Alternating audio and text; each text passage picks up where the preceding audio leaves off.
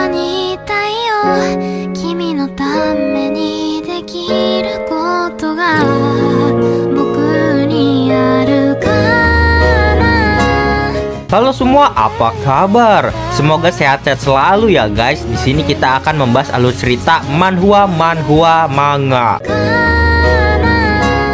Bagi yang belum subscribe bisa dibantu subscribe-nya. Dan jangan lupa like video ini jika kalian merasa terhibur.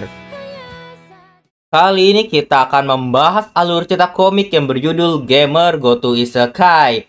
Oh iya, aku juga sudah membuatkan playlist untuk komik ini. Jadi jika kamu belum menonton part sebelumnya atau kamu mencari lanjutan dari part ini, kamu bisa cek playlist di deskripsi. Terima kasih. Aku juga ingin mengucapkan terima kasih untuk yang sudah join atau gabung ke membership channel ini. Walaupun hanya 5.000 sebulan, tetapi sangat membantu perkembangan channel ini yang sering terkena dolar kuning.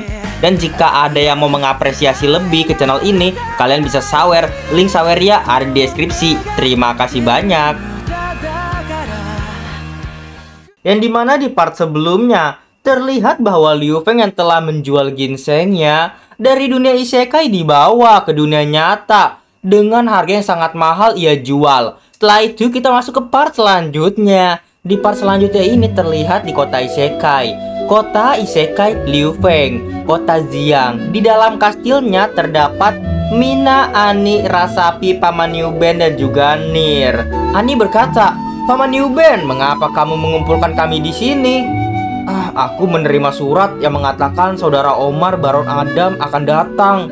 Memangnya kenapa? Jika dia datang, tinggal kita kalahkan saja. Bagus, aku akan punya kesempatan untuk bertarung, kata Rasapi yang pikirannya cuma bertarung doang. Lalu Mina melanjutkan perkataannya. Selama aku di sini, tak akan ada kubiarkan dia menyakiti tuanku. Hal yang paling penting adalah Tuan bilang dia akan pergi sebentar dan akan kembali dalam beberapa hari, kata Nir. Apa? Apa kamu bilang Tuan tidak ada di sini? Tuan tidak ada di sini. Apa yang akan kita lakukan? Paman Yuben berkata, selain itu, informasi dari Befeng mengatakan bahwa Baron Ada menggunakan satu cara dalam mengumpulkan informasi. Dia memiliki mata-mata yang akan menyamar menjadi warga kota biasa. Hah? Tidak. Kita tidak boleh membiarkan ini terjadi, kata Mina dan juga Ani. Cepat tutup seluruh kota dan cari pelakunya. Lalu terlihat di sini di luar kota Xiang, gerbang keluar masuknya. Di sana ditutup oleh para militer kota Xiang. Hari ini kota Xiang ditutup. Tidak ada yang boleh masuk lagi. Orang-orang yang ingin masuk ke kota Xiang pun bingung. Apa yang terjadi? Aku harus membeli sesuatu di kota. Anakku masih di dalam. Aku datang untuk kencan. Biarkan aku masuk. Pacarku menunggu. Di dalam gedung mata-mata yang dibentuk oleh Liu Feng untuk supaya bertugas mata-matai musuh. Di sini Ani masuk ke gedung tersebut dan mengatakan, dengarkan semua, saat ini di dalam kota Xiang ada yang menyamar menjadi warga biasa. Jadi perhatikan semuanya. Jika kalian mendengar ada yang aneh, segera laporkan. Itu adalah penyusup. Siap. Setelah itu kita diperlihatkan di pusat kota Xiang. Hari ini berbeda dengan sebelumnya. Kalian harus memeriksa semua dengan hati-hati. Jika ada yang mencurigakan, langsung lumpuhkan. Di sini terlihat mereka pasukan dari Liu Feng mencari orang-orang yang terlihat mencurigakan. Lalu warga-warga setempat pun heran. Apa yang terjadi? Katanya kota telah ditutup. Apakah ada sesuatu yang terjadi? Ada apa ya? Lalu pasukan skuad serigala pun dikerahkan juga. Tidak tahu. Tapi semua dari departemen keamanan sudah bergerak. Setelah itu di sini terlihat skuad serigala menembakkan seperti petasan. Area pertama aman. Petasan itu pun keluar dan berwarna hijau. Area pertama, kedua, dan ketiga aman ya. Apa itu? Ketemu. Itu adalah petasan warna merah yang artinya ada tanda bahaya di sana. terlihat di sana ada rumah tua di tenggara kota Xiang. Rumah tersebut terbuat dari kayu. Di sana, Mina dan skuad serigalanya mencurigai rumah tersebut. Apa kamu yakin mereka di sana? Aku yakin, Kapten. Terus terlihatlah diceritakan bahwa skuad serigala melihat orang misterius itu masuk rumah itu. Dia licik dan mengunjungi banyak tempat di kota Xiang. Terlihat juga orang tersebut berkunjung ke panti asuhan. Selain itu, yang terpenting adalah dia mencari tahu apa yang dilakukan penguasa kota. Jadi sudah pasti dia orangnya. Mari kita segera ke sana. Lalu datanglah Ani dan juga Rasapi dan lain-lain. Mina, kalian tepat waktu. Ayo kita gerbek. Pintu rumah pun ditendang. Menyerahlah penjahat. Apa yang terjadi? Ternyata itu adalah rumah buronan. Buronan yang temannya itu bernama Hal. Ia ditangkap di part sebelumnya. Dan ini buronannya bernama Bapak Pete. Nah, si Bapak Pete ini takut dan sekarang dia diikat oleh mereka semua. Aku sudah bilang, aku tidak tahu apa yang kau bicarakan. Mata-mata apa? Kata Bapak Pete. Lalu yang lainnya berkata, jangan membantah. Mengaku saja kalau kau mata-mata ya. Kenapa kau mencari tahu apa yang dilakukan penguasa kota? Jawab. Kenapa kau berkunjung ke banyak tempat di sini? Lalu setelah itu Pak Pete berpikir, emangnya kenapa? Kenapa tidak boleh? Lalu Pak Pete di sini berbicara, apa yang kalian bicarakan? Aku datang untuk menetap di sini. Karena itu, aku berkunjung ke banyak tempat untuk mengumpulkan informasi doang. Kemudian, aku ingin menemui penguasa kota karena aku ingin meminta supaya aku bisa menjadi penjaga panti asuhan. Dengan wajah yang seserius itu dan wajah yang imut itu membuat mereka semua tercengang. Hah? Apakah kita salah orang? Aku ingat. Dia seorang pemburu hadiah. Lalu dia jatuh cinta kepada Nenek Mari dari panti asuhan, kata skuad serigala.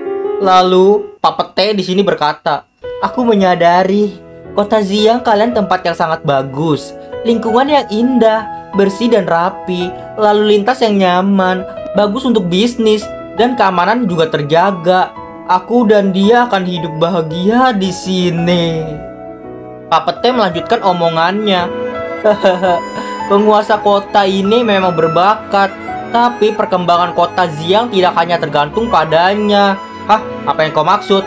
Kepemimpinannya memang penting, tapi setiap orang yang bekerja di kota Xiang juga sangat penting. Para warga yang bekerja dengan giat, patroli keamanan yang melindungi semua warga. Dengan semua usaha itu, kota Xiang akan semakin berkembang. Aku dengar inilah hal yang paling istimewa di tempat ini.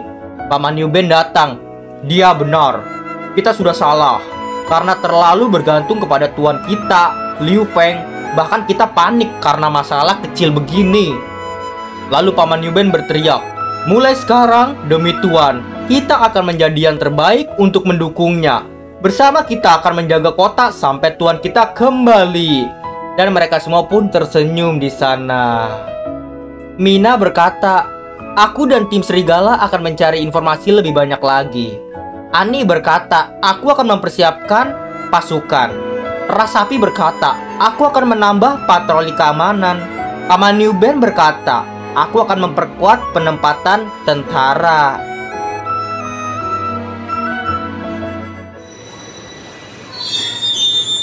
Kita dilihatkan di sini kereta api Harmoni.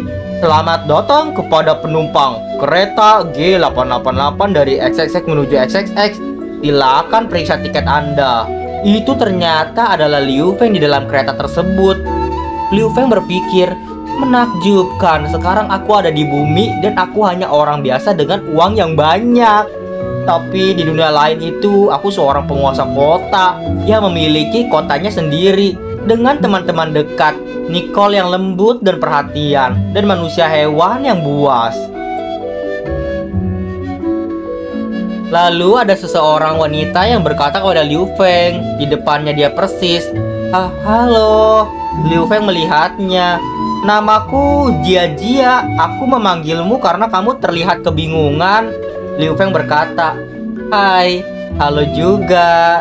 Lalu di sini terlihat wanita tersebut yang bernama Jia Jia malu. Dia aneh tapi menarik. Sayangnya dia tidak tertarik pada aku ya. Sebaliknya, laki-laki yang tidak aku sukai selalu mengikutiku. Lalu terlihat temannya Jia Jia di sini menghampirinya. "Jia Jia, ku dengar di kampung halamanmu banyak terdapat rebung ya. Aku sangat menyukainya. Ya, di ulang tahun kakek nanti kamu bisa makan sebanyak yang kamu mau kok." Bagus. Terlihat di sini dalam kereta dari jendela, Liu Feng terlihat dikelilingi banyak wanita dan salah satunya adalah Jia Jia. Oh my god, diisekai dikelilingi wanita, di dunia nyata dikelilingi wanita. OMG. Lalu kita diperlihatkan di tempat yang namanya tempat transaksi real estate. Ternyata di sini Liu Feng sedang melihat-lihat real estate. Lalu ia menandatangani suatu surat di sana. Setelah itu, Liu Feng ke toko 45, toko mobil sport. Di sana terlihat Liu Feng yang sedang mengobrol.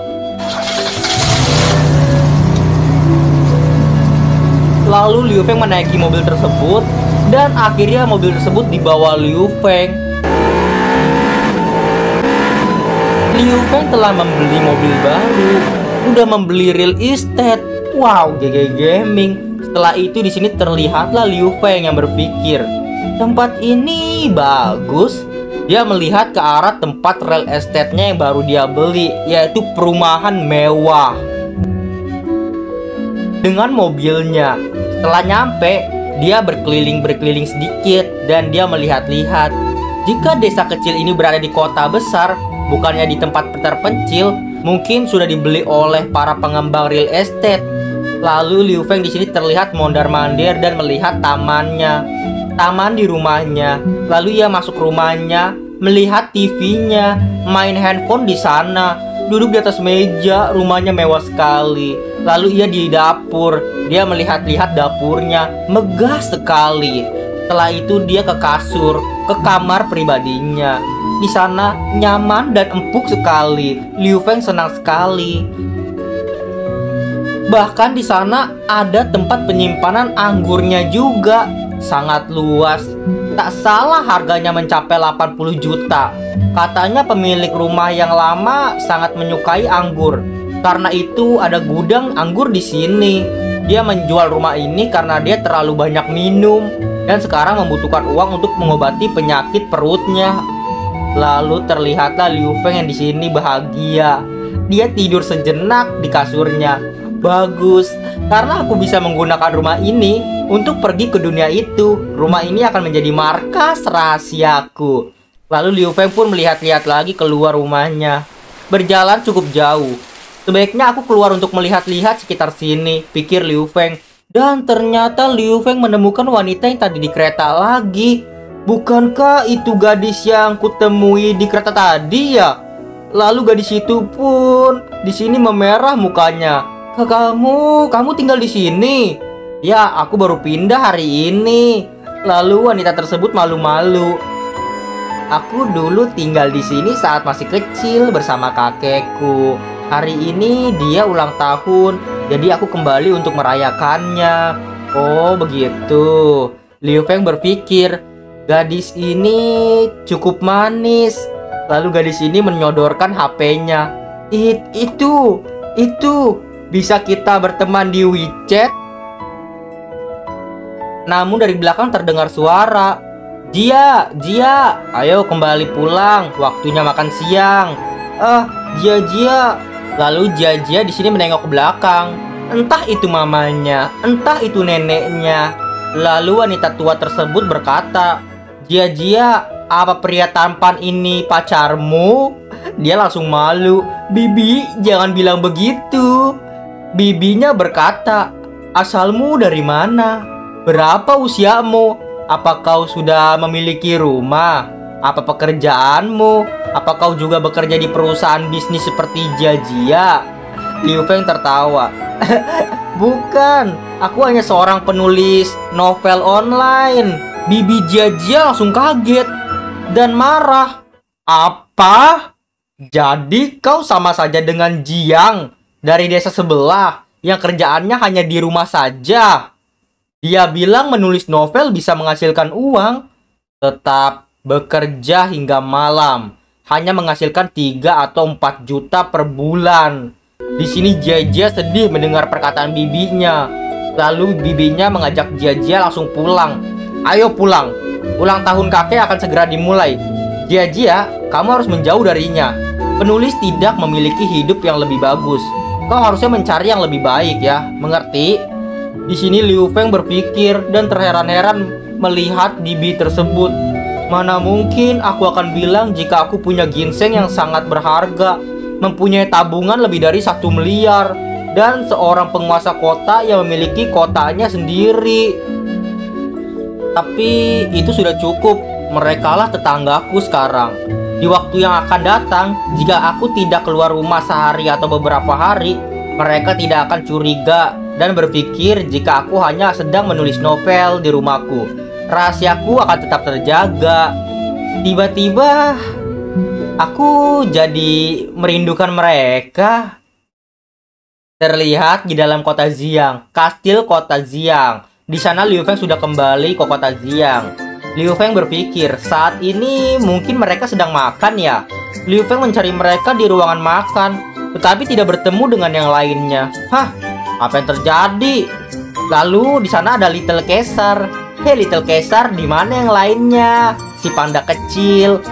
Nir datang. Tuan, kamu sudah kembali. Langsung tiba-tiba memeluk Liu Feng dengan hangatnya. Kamu kenapa terlalu merindukanku? Ah, apa? Bukan, ini maksudku. Gimana yang lain? Bukankah ini waktu untuk makan, Nir? Oh iya, kakak Omar, Baron Adam akan menyerang kota Xiang, Tuan. Apa? Kamu tidak perlu khawatir, Tuan.